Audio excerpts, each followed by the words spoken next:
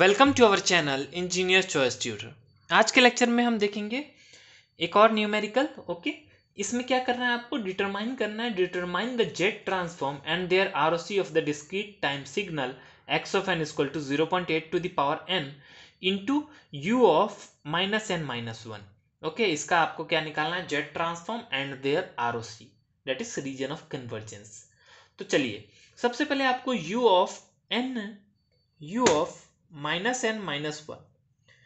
इस discrete time signal का आपको ये मालूम होना चाहिए। करेक्टरिस्टिक मतलब ये 1 कब देगा और 0 कब देगा, 1 कब देगा और 0 कब देगा, बताइए। u ऑफ -n-1 है, मतलब ये 1 कब देगा, जब n की वैल्यू क्या हो, स्मॉलर देन इक्वल टू -1 हो। ओके, 0 कब देगा, जब n की वैल्यू क्या हो, ग्रेटर देन इक्वल टू 0 हो, है ना। ये चीज आपको मालूम होनी चाहिए। क्लियर? तो इतना हम समझ गए। तो इस हिसाब से x ऑफ n क्या हो जाएगा, x ऑफ n क्या हो जाएगा, बताइए।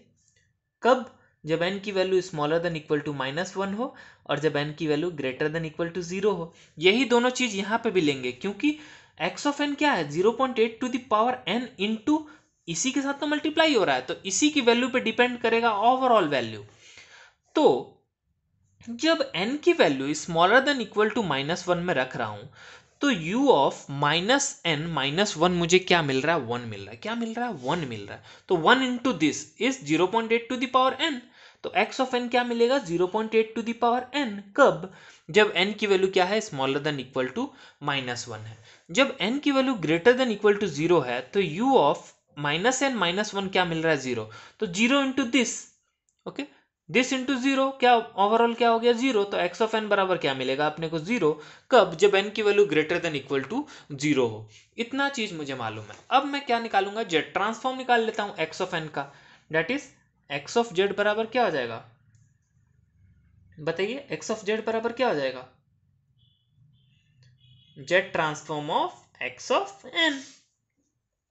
और ये क्या हो जाएगा, जनरल फॉर्मूला क्या होता है, summation n equal to -infinity to +infinity x of n into Z to the power -n। Okay, अब देखिए समेशन, अब x ऑफ n का मैंने बताया था ना, x ऑफ n कब वैल्यू दे रहा है, सिर्फ और सिर्फ जब n smaller than equal to -1 है। तो समेशन का लिमिट चेंज कर लीजिए, n इक्वल टू क्या हो जाएगा, -इन्फिनिटी टू -1। ओके, यही बात है ना। तो -इन्फिनिटी टू -1 के बीच में हमें x ऑफ n क्या मिल रहा है, 0.8 टू द पावर n मिल रहा है। ओके, इंटू क्या है, z to the power -n। यहां तक पहुंच गए। अब मैं क्या चाहता हूं, n equal to -infinity to -1 limit नहीं चाह रहा हूं, मैं चाह रहा हूं n equal to 1 to infinity limit हो जाए। तो क्या करूंगा मैं, simple n equal to 1 to infinity जैसे ही मैं लिमिट करूंगा ना, तो जहां पे भी अंदर n दिख रहा है वहां मुझे क्या लिखना पड़ेगा, -n। तो क्या हो जाएगा, 0.8 टू द पावर n है यहाँ पे, तो क्या हो जाएगा, -n। 0.8 to the power -n into Z to the power minus already है एक, minus of -n, that is क्या हो जाएगा, +n। तो यहां से क्या आ गया, summation n equal to 1 to infinity 0.8 to the power -n into Z to the power n। अब इसी चीज को मैं कैसे लिख सकता हूं, बताइए। इसी चीज को मैं सिंपली लिख सकता हूं, summation n equal to 1 to infinity, okay, 0.8 to the power -1 into Z, और इसका होल पावर क्या, n। ये चीज खुलेगी तो यही बनेगी। इतना क्लियर है। अब इस चीज को मैं कैसे लिख सकता हूं, मैं n equal to 1 to infinity नहीं लूं, मैं मान लीजिए समेशन n इक्वल टू 0 से इन्फिनिटी लूं। ओके, 0 से इन्फिनिटी लेता हूं, अंदर ऐसे ही लिख देता हूं मैं। ओके, समझिएगा, अभी रुकिए। ओके, तो 0 से इन्फिनिटी में ले रहा हूं, लेकिन यहाँ पे n इक्वल टू 1 से इन्फिनिटी है, मतलब एक टर्म यहाँ पे एक्स्ट्रा हो रहा है, कौन सा, n इक्वल टू 0 वाला। तो n इक्वल टू 0 पे ये चीज क्या मिलेगी, देख लीजिए तो एक बार। n इक्वल टू 0 पे क्या हो जाएगा, ये 0.8 inverse 1 to the power z to the power 0, ये क्या मिलेगा, 1 मिलेगा। मतलब इसमें से अगर मैं -1 कर दूं, तो ये टर्म और ये टर्म अब बराबर हो गया, है ना। ये टर्म और ये टर्म बराबर हो गया, क्योंकि n इक्वल टू 0 पे जैसे ही मैं डालूंगा ये वैल्यू क्या दे देगा, 1। तो 1 - 1 क्या हो जाएगा, 0। तो बाकी वैल्यू कब से मिलेगी, n इक्वल टू 1 से मिलने लगेगी। इतना क्लियर है। तो आई होप आपको ये चीज क्लियर हो। तो इस चीज को मैं ऐसे लिख सकता हूं। तो ऐसे मैंने लिख दिया। अब आपको एक चीज मालूम होनी चाहिए, क्या, कि हम लोग जब infinite geometric series sum formula हमने देखा होगा, क्या, infinite geometric series sum formula. वो सम फॉर्मूला क्या है, summation n equal to what, 0 to plus infinity, okay, C to the power n। ये जब होता है तो ये किसके बराबर होता है, 1/1 माइनस सी के बराबर होता है। किस केस में, अगर मॉड ऑफ सी क्या है, 0 से बड़ा है और 1 से छोटा है तब। ओके, तो यही फॉर्मूला हम इस पार्ट के लिए लगा देंगे, इस पार्ट में ये फॉर्मूला लगा देंगे। ओके, क्या मान के चल रहे हैं, याद रखिएगा, मॉड ऑफ सी क्या है, 0 से बड़ा है और 1 से क्या है, छोटा है। तो उसी हिसाब से यहाँ पे ये फॉर्मूला कब लगेगा, सी के जगह यहाँ पे क्या है, 0.8 इनवर्स 1 इंटू जेड। ओके, इतना क्लियर है। तो ये फॉर्मूला मैं यहां कब लगाऊंगा, if mod of 0.8 inverse 1 into Z क्या हो, 0 से बड़ा हो और स्मॉलर देन 1 हो। ओके, देन तब एक्स ऑफ जेड बराबर क्या हो जाएगा अपना, एक्स ऑफ जेड बराबर क्या है, summation n equal to 0 to infinity 0.8 inverse 1 into Z to the whole power n minus 1 है ना। तो यहाँ पे ये वाला फॉर्मूला लगा दीजिए, तो क्या हो गया, ये 1 divide by 1 minus 0.8 to the power minus 1 into Z, okay, minus 1। इतना क्लियर है। अब इसी चीज को आप कैसे लिख सकते हैं, लिख लीजिए, देखिए 1 डिवाइड बाय 1 माइनस 0.8 इनवर्स 1 को कैसे लिखा जा सकता है, 1 अपॉन 0.8, दैट इज यहाँ पे क्या हो जाएगा, जेड अपॉन 0.8, है ना। और यहाँ माइनस 1 तो है ही, इसको थोड़ा सा सॉल्व कीजिए, मैनिपुलेट कीजिए थोड़ा सा, तो ओवरऑल आप देखिएगा ये क्या आ जाएगा, जेड अपॉन 0.8 माइनस जेड आ जाएगा। सॉल्व कीजिएगा खुद से, ओके, तो ये आ जाएगा। इसी चीज को मैं नीचे से अगर क्या ले लूँ, माइनस कॉमन ले लूँ, नीचे से माइनस निकाल लूँ, तो क्या हो जाएगा, ये minus Z upon Z minus 0.8। तो ये क्या आ गया अपना, एक्स ऑफ जेड आ गया। अब हमें क्या निकालना पड़ेगा, सिमिलरली कंडीशन फॉर कन्वर्जेंस क्या आ जाएगा, वो निकालना पड़ेगा। कंडीशन फॉर कन्वर्जेंस, ओके, अभी आपने देखा ये फॉर्मूला आपने कब लगाया था, ये फॉर्मूला हमने तब लगाया था यहाँ पे अगर मॉड ऑफ क्या, mod of 0.8 inverse 1 into Z क्या है, ग्रेटर देन 0 है, स्मॉलर देन 1 है, तब आपने ये फॉर्मूला लगाया था। तो कंडीशन फॉर कन्वर्जेंस में ये कंसिडर करेंगे।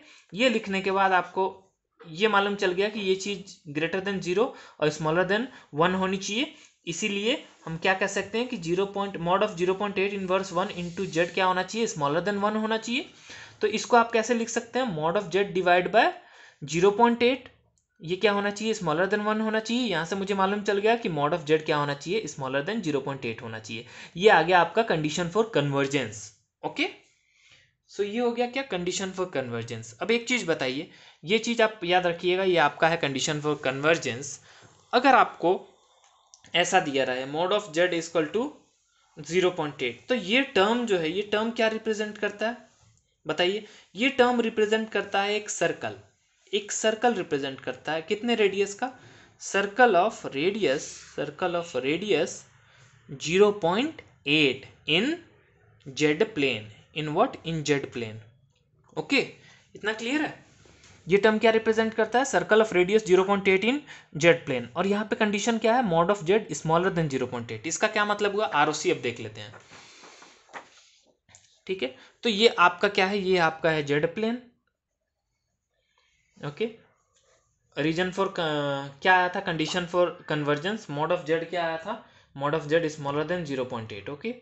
और अभी आपने देखा mod of Z is equal to 0.8 का क्या मतलब हुआ कि आप सेंटर पकड़ के, यहाँ पे जेड प्लेन का ये जो सेंटर है, इस सेंटर को पकड़ के एक सर्कल ड्रॉ कीजिए, कितने रेडियस का, 0.8 रेडियस का, ओके। ये सर्कल मैंने ड्रॉ कर दिया, ओके, जिसका रेडियस क्या है, 0.8, मतलब ये क्या है, mod of Z equal to क्या है, 0.8, ओके। इतना क्लियर है।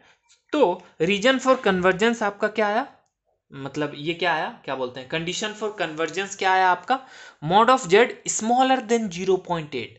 इसका मतलब क्या, इसका मतलब ये हुआ कि जो आपका आरओसी है, जो आरओसी रीजन ऑफ कन्वर्जेंस, वो क्या होगा, interior of the circle, interior of the circle, okay. इस सर्कल के अंदर का कोई भी पॉइंट, ओके, कोई भी पॉइंट पकड़िए, उस पर जेड का वैल्यू देखिए क्या निकल रहा है, वो जेड का वैल्यू जब डालिएगा एक्स ऑफ जेड में, तो आपको एक्स ऑफ जेड क्या मिलेगा, फाइनाइट वैल्यू मिलेगा, ओके। ये चीज मतलब हुई इसकी। तो आरओसी क्या आ गया, आरओसी आ गया आपका, ROC is what, interior, ROC is interior of the interior of the circle of radius what, of radius 0.8 in z plane, क्योंकि कंडीशन ही क्या कह रहा है, mod of Z smaller than 0.8, तो 0.8 रेडियस का एक सर्कल बनाइए, उस सर्कल के अंदर का कोई भी पॉइंट पकड़िए, वहां पे जेड का वैल्यू क्या है, ओके कोई भी पॉइंट पकड़ लीजिए, वहां पे जेड का वैल्यू जो भी आएगा उस जेड के वैल्यू को जब एक्स ऑफ जेड पे डालिएगा तो आपको मिलेगी फाइनाइट वैल्यू, ओके। तो इसीलिए आरओसी क्या हो गया, interior of the circle of radius 0.8 in Z plane. So I hope आपको ये चीज समझ में आई हो। So thanks for watching this video, please like the video and subscribe our YouTube channel.